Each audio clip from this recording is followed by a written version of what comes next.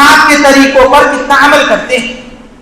یہ آپ نے دستور اور منشور لوگوں کو دیا، وہ دستور کے مطابق ہی ہم کو زندگی گزارنا ہے. اگر ہم دستور سے ہٹ گئے، منشور سے ہٹ گئے، آپ کی بتائی ہوئی باتوں سے ہٹ گئے، ہم کامیاب نہیں ہوں گے، ہم کامیاب نہیں ہوں گے. اللہ ہم سے راضی نہیں ہوگا، خود رسول اللہ صلی اللہ علیہ وسلم ہم سے راضی نہیں ہوگا. اس لیے صحیح دین پر عمل کرنا سال بھر مرے دم تک ہم میں سے ہر ایک پر ضروری ہے. ہم ایک دن کے محمدی نہیں ہیں، یا 2 دن یا 1 مہینے کے مسلمان نہیں ہیں کہ رمضان آئے گا تو روزے رکھیں گے، ربیع الاول آئے گا تو رسول اللہ صلی اللہ علیہ وسلم کی باتیں کریں گے. نہیں، بلکہ مرے دم تک ہماری زندگی کا ہر گوشہ اور ہر شوشہ رسول اللہ صلی اللہ علیہ وسلم کے طریقے کے مطابق. تو یہ کامیابی ہے. آپ نے فرمایا خیر الحدی حدی محمد صلی اللہ علیہ وسلم، سب سے بہترین طریقہ میرا ہے، تو تم میرے طریقے پر عمل کیوں نہیں کرتے؟ تمہارے لیے دنیا والے کیوں نمونہ بن گئے؟ ہمارے لیے کوئی نمونہ نہیں ہے، کوئی آئیڈیل نہیں ہے. ہمارے لیے اسوہ رسول سب کچھ ہے. ہم تو جو زندگی گزاریں گے وہ رسول اللہ صلی اللہ علیہ وسلم کے طریقے کے مطابق ہی زندگی گزاریں گے. اس لیے ایک شاعر نے کہا، وہ لاکھ سلام اس آقا پر، دل لاکھوں جس نے جوڑ دی. آپ دیکھو، جب رسول اللہ صلی اللہ علیہ وسلم دنیا میں آئے تو دنیا میں جھگڑا فساد ختم ہو گیا، ورنہ تو اہل عرب آپس میں سالوں سال لڑائی کیا کرتے تھے.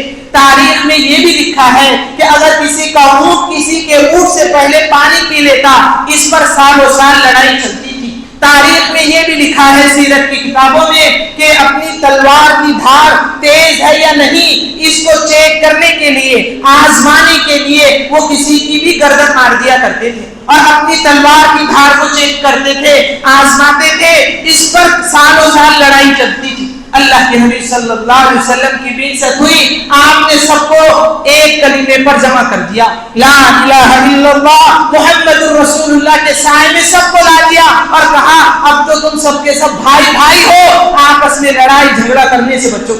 اس کو ہی کہتا ہے وہ لاکھ سلام اس آقا پر، دل لاکھوں جس نے جوڑ دیے. آپ کے بارے میں آپ نے کہا وَاعْتَصِمُوا بِحَبْلِ اللَّهِ جَمِيعًا وَلَا تَفَرَّقُوا وَاذْكُرُوا نِعْمَةَ اللَّهِ. اللہ کی رسی کو مضبوطی سے پکڑو. اب تم میں کوئی اونچا نہیں، کوئی نیچا نہیں، کوئی عالی مقام نہیں اور کوئی پست مقام نہیں، سب ایک کلمے پر جمع ہیں، سب مومن ہیں، سب ایمان والے ہیں، سب مسلمان ہیں.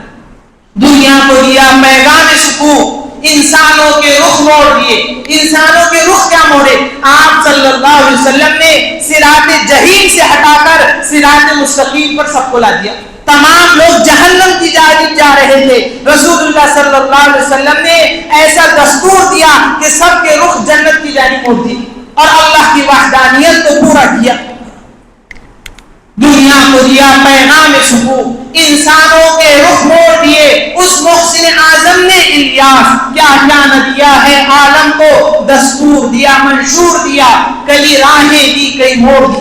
آپ بتاؤ یہ راہیں یہ موڑ اس لیے دیے گئے کہ اس پر عمل کر کر ہم جہنم سے بچے اور جنت میں جانے والے بنے، ہم اللہ کو راضی کرنے والے بنے. اس لیے آپ فرماتے تھے ولا تجسسوا، آپس میں تجسس مت کرو، ولا تحاسدوا، آپس میں حسد مت کرو، ولا تباغضوا، آپس میں بغض نہ کرو، ولا تدابروا، آپس میں عداوت اور تدبیر مت کرو. وقولوا عباد اللہ اخوانا، ارے تم تو اللہ کے بندے ہو، بھائی بھائی بن کر اللہ کے بندے بن جاؤ. ارے بھائی بھائی بن کر اللہ کے بندے بن جاؤ. ایسی جہالت سے رسول اللہ صلی اللہ علیہ وسلم نے انسانوں کو نکالا. میرے دوستو، سب سے اہم ترین چیز کیا ہے؟ اہم ترین چیز یہ ہے کہ ہمارے ہر زندگی کے ایک ایک پہلو میں رسول اللہ صلی اللہ علیہ وسلم کا اسوہ ہونا چاہیے.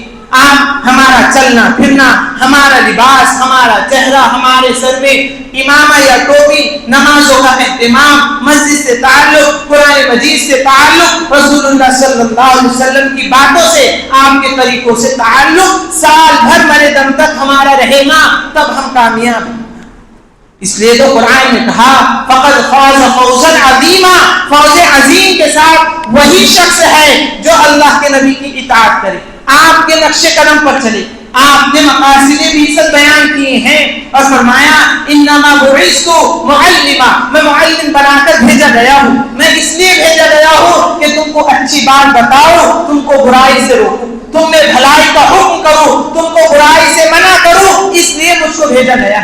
آپ نے فرمایا انما بعثت لاتمم مکارم الاخلاق, میں تمہیں اس لیے بھیجا گیا ہوں کہ تم کو اخلاق بتاؤں کہ اخلاق کیسے ہوتے ہیں, بات کیسے کی جاتی ہے, ایثار کا معاہدہ کیسے پیدا کیا جاتا ہے. اس لیے تو قرآن نے کہا انک لعلی خلق عظیم, اے نبی ہم نے خلق عظیم کے ساتھ مبعوث فرمایا. آپ کے جیسے اخلاق آپ سے پہلے کسی کے رہے نہ آپ کے بعد کسی کے رہے. اسی لیے ایک شاعر نے کہا ہزار بار بشویم دہن بمشک گلاب ہنوز نام تو گفتن کمال بے ادبی. اگر میں ہزار مرتبہ بھی اپنے منہ کو گلاب کے پانی سے اور مشک و عنبر سے دھو لوں اور اس کے بعد میں تیرا نام لوں تب بھی یہ بے ادبی. ہم تو نہ آپ کا نام لینے کا اہل رکھتے ہیں, نہ استحقاق, نہ ہم اس مقام پر ہیں کہ آپ صلی اللہ علیہ وسلم کے نام کا استحقاق ہم نے کا ہر شخص رکھے. یہ چیزیں میرے دوستو اس وقت ہوگی جب ہمارے اندر اطاعت کا جذبہ ہوگا, فرما برداری کا جذبہ ہوگا, ہمارے زندگی کا ایک ایک پہلو آپ کے طریقے کے مطابق ہوگا. ہو سکتا ہے کہ یہ نقل کرنے پر اللہ ہم سے راضی ہو جائے اور اللہ ہم کو کامیاب کر دے. اسی لیے تو قرآن نے کہا کہ صحابہ کو رضی اللہ عنہم ورضوا عنہ کا تمغہ کیوں ملا, اس لیے ملا کہ انہوں نے رسول اللہ صلی اللہ علیہ وسلم کی اطاعت کی, آپ کی فرما برداری کی. تو بس یہ پیغام آپ سمجھیں کہ یہ پیغام ہے کہ ربیع الاول کا کہ ہمیں تو زندگی بھر آپ کی سن کر آپ کی اتباع کر کے چلنا ہے. ہم تو ہماری زندگی کا کوئی شعبہ اور کوئی گوشہ آپ کے بغیر نہیں گزار سکتے اور آپ کے سنتوں کے بغیر نہیں رکھ سکتے. اس لیے فرمایا خیر الہدی ہدی محمد صلی اللہ علیہ وسلم, لوگوں میرا طریقہ سب سے بہتر ہے, تم میرا طریقہ چھوڑ کر لوگوں کے طریقوں پر کیوں عمل کرتے ہو.